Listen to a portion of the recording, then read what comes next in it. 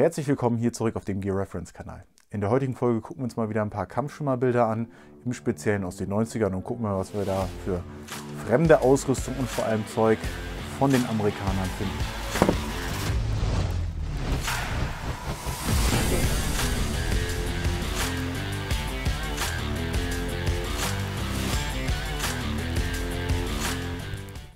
Ja, dann starten wir mal mit den Kampfschwimmern der Bundeswehr, und zwar jetzt im Bereich der 90er Jahre. Im Video davor hatten wir einen Clip aus den 80ern, dort noch kein Flaktan verfügbar, und hier haben wir jetzt schon ein erstes Actionbild aus den 90ern. Wir sehen schon primär Flaktan im Einsatz, hier aber noch ein bisschen Woodland zu sehen, und auf die Kameraden können wir gleich noch ein bisschen im Detail eingehen. Das Bild habe ich jetzt nur einmal als Opener genutzt, wo man alle nochmal so zusammen sieht. Hier springen sie gerade aus der Bell UH-1D, werden quasi abgesetzt, und dann geht es wohl auf die Mission.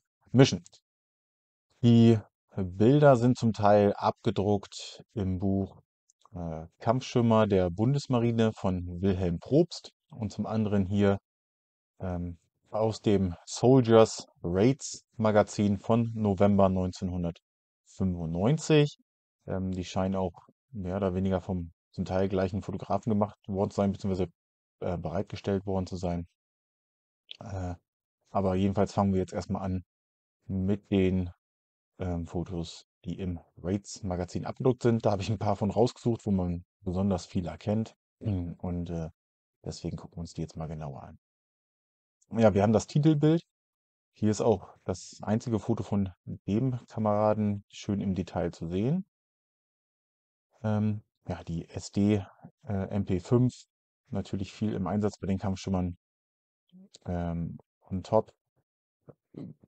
Ich habe ehrlich gesagt keine Ahnung, habe ich jetzt im Vorhinein noch nicht recherchiert. Ich wollte nicht direkt auf die Waffe eingehen, aber entweder eine Art Lampe, Laser, wie auch immer, vielleicht auch eine alte Aimpoint-Version, hätte ich vorher mal nachgucken können. Reiche ich sonst nochmal nach. Ja, wir haben hier die guten alten Bundeswehr-Lederhandschuhe, ein Dreiecktuch über den Kopf als Kopfbedeckung, die normale dienstlich gelieferte, beziehungsweise die alte dienstlich gelieferte Bundeswehr Flecktarn Gore-Tex Jacke, Hose, normal Flecktarnhose. Bei den Stiefeln wird es schon wieder spezieller. Da haben wir die US Jungle Boots, die auch schon in Vietnam im Einsatz waren. Und jetzt gucken wir uns mal das Tragesystem an. Und zwar haben wir hier, sehen wir die breiten Schulterpolster, unten das Verbindungsstück zum Gürtel. Und zwar ist das ein Suspender, also was im Deutschen die Koppeltragehilfe wäre. Ein altes Modell. Ich gehe davon aus, dass es das Modell von London Bridge Trading ist. Das 0816 Modell, Suspender Age Harness. Gibt es auch von Blackhawk. Hier ist tatsächlich schwer zu erkennen, welche Version es ist. Dazu müsste man hier oben ein bisschen mehr Blick aufs Gurtband haben. Aber ich denke ein bisschen eher, dass es London Bridge Trading ist. Das war zu der damaligen Zeit noch sehr gängig, dass die Kampfschimmer sich da bei den Seals was abgeguckt haben, die auch primär mit London Bridge Trading ausgerüstet waren. Dann haben wir hier das Kampfmesser. Das dürfte das Gerber Mark II sein.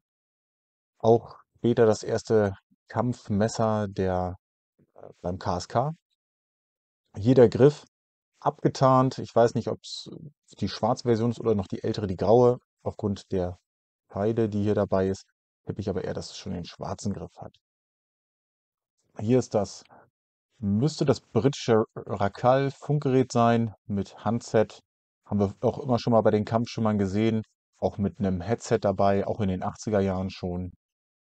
Genaues Modell. Da bin ich jetzt nicht der FM-Dude. Wenn ich es bis dahin nochmal vor mir habe, dann gebe ich das nochmal bekannt. Hier hinter dem Gürtel trägt er sehr wahrscheinlich ein Beltpad. Kann man hier auch den Verschluss sehen. Und zwar ist das so ein Gürtelpolster. Ich weiß gar nicht, ob ich jetzt mal eben rankomme. Ah, doch. Das klappt gerade so mit dem Mikrofon. Ich hoffe, man hört mich noch. Zwar habe ich hier von Blackhawk gerade eine spätere Ausführung wo das schon nur mit Klett ist, ohne Druckknöpfen, einfach um den Belt ein bisschen abzupolstern. Hier wahrscheinlich aber auch dann eine Version von London Bridge Trading. Hier drüben, das haben wir die alte Alice IFAK-Tasche, also für das Individual First Aid Kit. Wir sehen auch hier drin den Plastikcontainer, wo das ganze Verbandmaterial etc. drin ist. Auf der anderen Seite normale Alice LC1, LC2, M16 Magazintaschen. Das ist ja bei den Kampfschwimmen auch nichts Neues. Und hier unten haben wir ein Holster von American Body Armor in Oliv, da zur damaligen Zeit auch sehr populär bei den Seals. Auf der anderen Seite sehen wir es leider nicht, aber American Body Armor hat auch Beintaschen für die MP5 hergestellt. Und ich könnte mir vorstellen, dass der Kamerad auf dieser Seite dann die ABA-Version für MP5-Magazine trägt.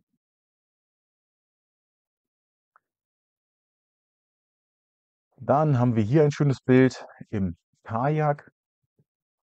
Die zwei Kammschwimmer, auch hier wieder die Bundeswehr-Wintermütze, hier eine Sturmhaube, da sieht man gleich aus wie so ein IRA-Terrorist. Das erinnert mich immer so ein bisschen an den Film mit Brad Pitt. Wer den Namen des Films kennt, kann ihn gerne in die Kommentare schreiben. Mir entfällt, ist er gerade entfallen. Ja, auch wieder Lederhandschuhe hier vorne. Irgendwelche, ich denke mal, Stoffhandschuhe, Winterhandschuhe. Hier eine M56-Koppel. Das sieht man ganz schön am Material, dass das ein Canvas-Material ist. Canvas. Vorne die normalen M16 LC2, LC1 Magazintaschen und hier noch die Alice LC2 Feldflaschentasche mit der Feldflasche der Dienstglied und Feldflasche der Amerikaner. Hier oben dieser schwarze Verschluss, genauso wie hier. Das ist der Verschluss, der nach dem ganz normalen Standardverschluss kam und der hat hier oben eine extra Öffnung, um mit dem Trinkschlauch der M17 Gasmaske daran zu gehen und direkt so dann aus der Flasche mit der Gasmaske auftrinken zu können. Normalerweise ist der Standarddeckel ja oliv. Die späteren Versionen, die schwarzen sind im Vietnamkrieg eingeführt worden, die späteren Versionen waren dann irgendwann auch wieder oliv. Ja, die Gore-Tex-Jacke, ganz normal, nichts Besonderes. Hier drüben der Kamerad definitiv auch mit Alice getragen. Hier auch sehr wahrscheinlich die LC2 Suspender, also der Y-Riemen, Trageriemen. Ähm, Gucken wir gleich mal, ich glaube, da ist auch noch ein besseres Bild von ihm mit dabei. Hier sehr schön die M16 Magazintaschen. Auch hier in der Halterung mal eine Bundeswehrhandgranate. Dafür ist diese Halterung auch da, also für Handgranaten. Und auch die Feldflaschentasche. Hier haben wir eine Person, die bisher auch vorhin auf dem Buchtrauerbild nur da war. Wir sehen schön abgetarntes Gesicht. Sieht ausgezeichnet aus. Ist tatsächlich so gemeint. Wir haben schön verbliebene Farben. Ja, so ein richtig schönes Woodland-Muster im Gesicht, sage ich mal. Hier die klassische Spezialkräfte, schwarze Wintermütze. Hier die MP5, also die normale Version wieder. Und wir sehen hier ganz schön die Schultergurte vom LC2 Suspender von der Y-Version. Hier drunter sehr wahrscheinlich, wenn wir uns die Farbe so angucken, auch ein LC1 Gürtel, Alice M16 Magazintaschen, Gore-Tex-Jacke und die Hose in Kombination. Und hier, das müssten die alten Bundeswehr-Werkstiefel sein. Hier haben wir was ganz Spezielles. Wir fangen kurz bei den Schuhen an. Ich meine, das ist nämlich auch nur also was heißt nur, auch die Bundeswehr-Bergstiefel. Dann haben wir hier die Hose und Jacke aus dem US-amerikanischen ECWS-Kit im guten alten Woodland. Und dazu sehen wir, dass hier das alte Koppelsystem getragen wird, noch mit den Oliventaschen. Hier auch noch die alte Tragehilfe dazu ohne Brustgurt. Das ist erst bei der späteren Ausführung dazugekommen. Ja, Lederhandschuhe hatten wir halt schon. Äh, Sei hier MP5 auch nicht gesichert. So hat man das früher gemacht. Und dann haben wir hier noch eine Sturmhaube und zwar ist die vom portugiesischen Militär. Also auch hier sehen wir wieder Surplus in Use. Die hat nämlich diesen Schirm und das Tarnmuster und die sind aus den portugiesischen Streitkräften. Hier ist die Seite abgeschnitten, ja, weil es genau ein Knick war, habe ich jetzt so belassen, weil man auf der anderen Seite nur noch die Spitze der MP5 und ein bisschen was vom Bein sieht.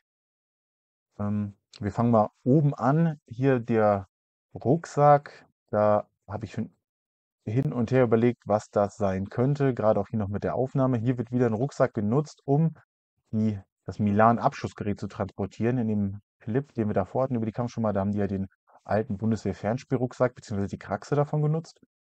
Hier habe ich leider nichts finden können, was das sein könnte. Vielleicht auch was aus dem zivilen Bereich oder von Lowe, Alpine. Die haben von der Farbe her öfter mal so Rucksäcke in Schwarzkombination produziert. Wenn es jemand weiß oder eine Vermutung hat, gerne in die Kommentare. Ja, den Kamerad haben wir vorher schon mal gesehen. Hier mit der Wintermütze. Auch hier Alice LC2 Suspender. Gürtel. Ich glaube, von dem kommt noch gleich noch ein besserer Shot. Die M16 Magazintaschen mit der Handgranate. Genau, und die Schuhe sind auf dem anderen Shot noch mal besser drauf. Das sind wieder diese Adidas Gebirgsstiefel, die wir schon mal hatten in dem Video davor. Aber auch hier wird wieder vollkommen BW Gore-Tex getragen. Und, weswegen ich das Bild noch mit reingenommen habe, ist diese Dienstgradabzeichen hier. Und zwar ist das auf einem Truppenversuch. Und da habe ich ein Bild gefunden von eBay Kleinanzeigen. Da hat jemand genau das verkauft. Und zwar hier Oberfeldwebel auf Klett vom Truppentrageversuch 1987, 88. Gab es auch eine Flecktarnuniform zu. Sieht man ab und zu mal, werde ich bestimmt noch mal irgendwann mit drin haben und dann noch mal ansprechen. Hier noch mal ein anderer Kamerad. Ähm, Stiefel, ich glaube, das sind die ganz alten, ganz normalen Kampfstiefel von früher. Ähm, Dann haben wir hier wieder die MP5 hier, eine Alice LC2 Kompass First Aid Tasche, M16 Magazintasche, sehr wahrscheinlich da drüben schwer zu erkennen, ob es vielleicht noch eine ist. Hier unterm Arm hat er auch noch was. Auch er trägt diesen ja, Rucksack, Praxe, wie auch immer, für die Abschussrohre. Vielleicht ist es auch was selbstgebautes, schwer zu sagen. Aber wir haben hier noch die M56 Suspender im Einsatz.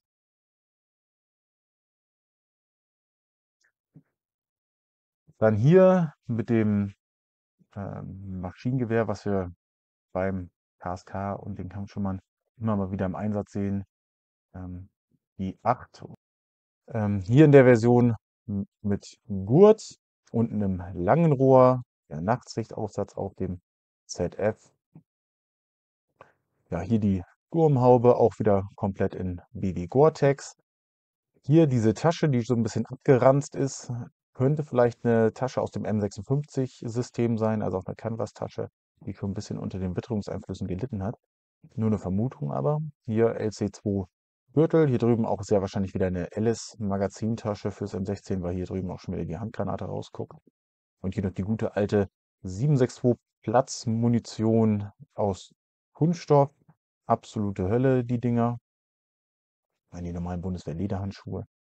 Und hier unten haben wir ein paar Gamaschen. Da guckt auch hier so ein Stück wahrscheinlich vom Label raus. Die sind oben Woodland und unten schwarz. L- Möglicherweise von Adventure Technology. Ähm, Die habe ich schon früher mal gesehen. Hatte mir auch mal ein Bild dazu abgespeichert. Ich konnte es leider nicht mehr finden. Da war nämlich das Label mit drauf. Sieht man auch mal bei den Navy Seals im Einsatz. Also möglicherweise auch da getauscht. Bei den Stiefeln, da kann ich gerade gar nichts zu sagen. Hier vorne diese lila Färbung auf beiden Seiten. Ich habe absolut keine Ahnung. Möglicherweise was Ziviles. Hier der Kamerad von vorhin, wo ich noch sagte, den sehen wir nochmal gut von der Seite. Und zwar hier nochmal schön die M56-Koppel, LC2 Suspender, die normalen Alice Magazintaschen mit den Handgranaten. Und darunter sehr schön einen Rigger Belt, auch hier schon mit dem D-Ring fürs Notabseilverfahren. Hier unten drunter lugen noch so ein Hosenträger, der ganz normale dienstlich gelieferte Hosenträger der Amerikaner durch, der auf beiden Seiten eingehakt wird. Und dann haben wir gut die alten Versionen der Flecktarnklamotten noch mit den Metallknöpfen, die irgendwann Gold werden, wenn die abgerieben wurden. Bei der Bluse genauso, ne? Und auch noch mit der Halterung für die Taschenlampe IDC. Und hier ist die schöne Aufnahme von dem Adidas-Stiefel. Schwarze Sohle, oben so beige. Werden leider nicht mehr produziert, wurden aber viel bei den Kampfschimmern getragen, wie wir das auch schon im Video davor gesehen haben. Hier der Kamerad mit der aufgebauten Milan und Mira, also mit dem V-Boot-System, etc. alles angeklemmt. Ähm, Hier drüben den Kameraden hatten wir gerade eben. Jetzt haben wir hier noch, ich weiß nicht, ob das der gleiche ist mit der Sturmhaube oder ein anderer, aber hier sehen wir ja schön den Y-Suspender. Und hier sehen wir nämlich noch die Rückseite. Stimmt, den hatten wir auf jeden Fall schon mal, ja. Die zwei Alice-Magazintaschen, Feldflaschentasche und als Buttpack den BW Brotbeutel. Auch oft gesehen beim den Kampfschimmer noch im Einsatz. Wenn man das nicht gerade ersetzen konnte, wurde der eben weiter genutzt. Jetzt ein kleines Bild aus dem Buch Kampfschwimmer der Bundesmarine von Wilhelm Probst, der übrigens jetzt unter die Romanschreiber gegangen ist. Ein ehemaliger Kampfschwimmer, zur damaligen Zeit war er, glaube ich, noch aktiv. Hier steht zum Glück noch die Quelle mit dabei, etc. Und ach ja, hier, G8. Die haben das hier mit dem kurzen Rohr.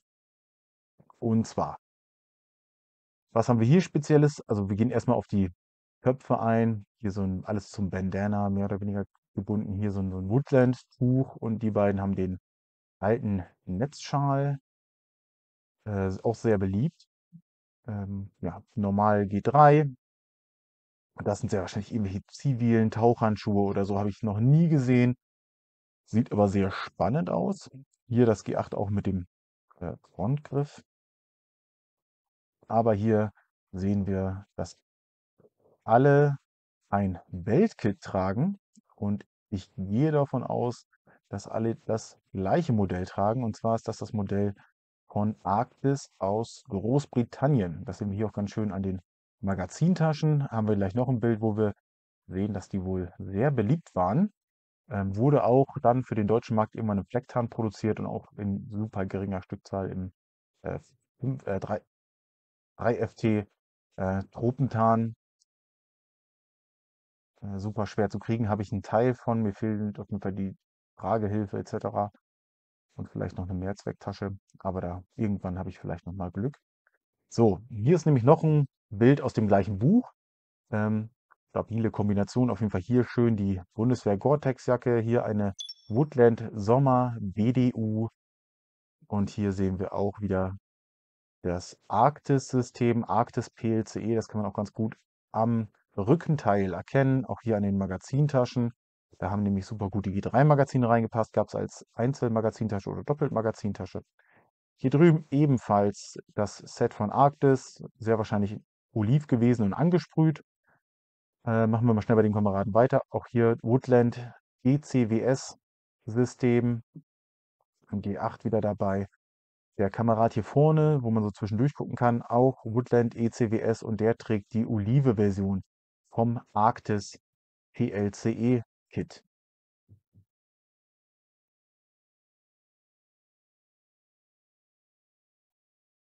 Ein weiteres Bild aus dem Buch von Wilhelm Probst. Man kann nicht super viel erkennen, aber was wir sehr gut erkennen können, sind hier die Arktis Magazintaschen. Ich gehe davon aus, dass das hier ein Arktis Kestrel ist, möglicherweise Oliv. DPM ist halt super schwer zu erkennen, auch mit dem Schattenwurf. Vielleicht ist es auch der Nachbau aus diesem, ja, dem Miltec mal für ähm, den Ranger-Versand hergestellt hat. Glaube ich aber eher nicht. Ich glaube, das geht hier an der Seite noch weiter. Ja, was haben wir noch? Die Kordel, um die Ritzahlen abzumessen. Beide tragen einen Boonie Head und beide tragen Tiger Stripe. Das wird wahrscheinlich, werden diese alten Tiger Stripe, ja, das werden diese alten Tiger Stripe Uniformen sein, die man auch damals schon beim Ranger Versand bei USMC etc. kaufen konnte. Äh, Handschuh, ja, schwer zu erkennen. Hier das G3 noch ein bisschen abgetarnt mit Stoff, auch hier ein Pacer zum Zählen. G3-Magazine zusammengetaped. Hier die Tasche vom Drope, auch aus dem amerikanischen System. Hier drüben sehr wahrscheinlich wieder eine Alice-Tasche. Ähm, Ich glaube auch hier wieder Taucherhandschuhe. Ja, alles andere ist halt wilde Spekulation. Ich wollte primär auf jeden Fall das Rig zeigen, die SDU bzw. MS-2000 Tasche. Damals war es wahrscheinlich noch ein SDU 5. Und die Tiger Stripe Uniform im Einsatz bei den Kampfschimmern. Hier das nächste Bild, da haben wir schon viel von gesehen. Auch hier das irgendein Tagesystem, vielleicht auch das gleiche für die Milan-Lenkflugkörper. Was wir hier aber noch sehen, auch hier der Tragegurt vom G8, schön gepolstert. Hier nochmal dasselbe, also custom-mäßig selber gemacht. Wir sehen auch hier wieder die Ellis-Feldflasche. Hier drüben was in Oliv, ähm, die frühe Bundeswehrkoppel. Ja, was der Rest so hat, ist hier schwer zu erkennen. Wir haben hier noch das Headset vom Racal-Funkgerät und aber hier den ganz normalen Giga-Rucksack. Hier keine fremden Tarnmuster mehr zu sehen. Erstmal alles in Flecktarn. Hier ein äh, Screenshot aus einer SWR-Doku, die ist super schwer zu bekommen, gerade auch in einer annehmbaren Qualität, dass man da noch was rausziehen kann. Taucherhandschuhe, Woodland Boonie Hats, die sehen so ein bisschen, könnte auch so der spätere Nachbau von Miltech sein, die irgendwann auf den Markt gehauen haben. Hier sehen wir auch die Suspender, also die, na, für die Hose, die Hosenträger, ja, das war das Wort.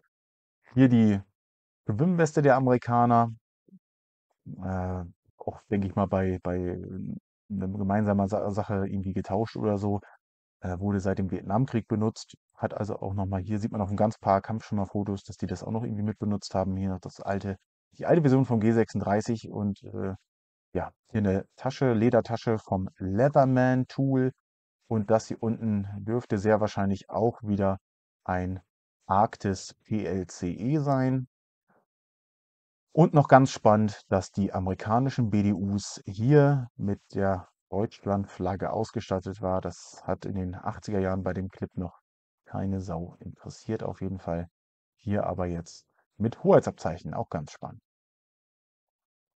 Hier ein altes Bild, aber auch schon im Bereich der Selektan-Uniform. Jetzt weiß ich gerade gar nicht, warum ich das mit drin hatte. Die Rucksäcke, das sind die ganz alten Rucksäcke, die man mit ins Wasser genommen hat, die man auch mit Luft vollpumpen konnte, etc.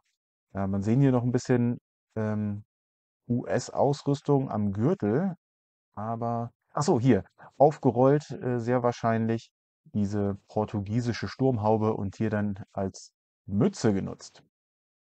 Ja, sonst erkennt man leider recht wenig. Es gibt gleich noch ein anderes Bild aus der Reihe. Ach, hier ist noch nicht, aber kommt noch. Hier habe ich ein Bild aus einer, war das Soldier of Fortune? Nee, das war nicht Soldier of Fortune. Dann war das aus einer Barett-Zeitschrift. Hier noch sehr viel Woodland in Verbindung aber auch schon mit Flecktarn. Immer hier, auch hier ist auch wieder die Kraxe vom alten Fernspielrucksack mit den Milan-Flugkörpern. Was haben wir hier? Hier auch wieder diese Schwimmweste, die ich gerade eben schon erwähnt habe. Da drüber LC2-Suspender, hier wieder US-Feldflasche, das volle Ballett. Hier drüben eine schöne Verbindung noch. Hier vorne ist ein Rauchkörper. Hier Medic, also eine Bandage am Suspender angebracht. Hier noch die alten Bundeswehr Uzi-Magazintaschen G8 mit äh, Zuführung in der Munitionsbox. Dann hier der Kasten zur Mira mit der Batterie etc. Für die Milan. Darüber die Tasche. Ich weiß gar nicht genau, was das für eine Umhängetasche ist. Sieht sehr nach BW aus. Das könnte vielleicht die alte Zusatztasche vom Rumgepäck sein. Da bin ich mir aber gerade gar nicht so sicher. Also wenn einer von meinen Zuschauern dabei ist, der die Tasche aus Bundeswehrzeiten kennt, gerne in die Kommentare. Hier wieder ein wilder Mix. Woodland Bunny Head, das sieht nach Tiger Stripe aus. Ja, hier so ein Kopftuch aus dem Dreiecktuch. Feldmütze vielleicht, verkehrt rum. Bunny Head. Und hier auch wieder die Adidas-Stiefel. Eine ganz breite, verschiedene Mischung. Hier vorne, der hat sehr wahrscheinlich einen Trockenanzug an, wird der Bootsführer in dem Moment sein. Und die Kameraden machen sich gerade fertig, verbracht zu werden. Hier hinten, der hat vielleicht ein System in Woodland an, schwer zu sagen. Dafür ist die Auflösung leider nicht gut genug. Genau. Ach, hier ist das andere Bild aus der Reihe, was wir vorhin schon mal hatten. Hier sehen wir nochmal diese portugiesische Sturmhaube sehr wahrscheinlich. Aber was ich noch zeigen wollte, ist hier die alten 1991er Wüstenstiefel aus dem Golfkrieg. Hier drüben das Messer könnte das US Diver Knife sein, MK3.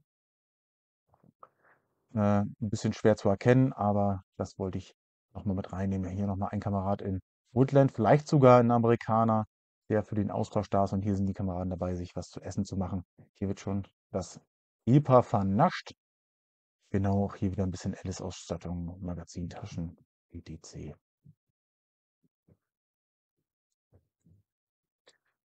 Ja, das war's auch schon für die heutige Ausgabe. Wenn noch jemand was entdeckt hat, wenn ich irgendwo falsch lag bei einer Vermutung etc., schreibt's gerne in die Kommentare und dann sehen wir uns beim nächsten Mal. Bis bald. Ciao.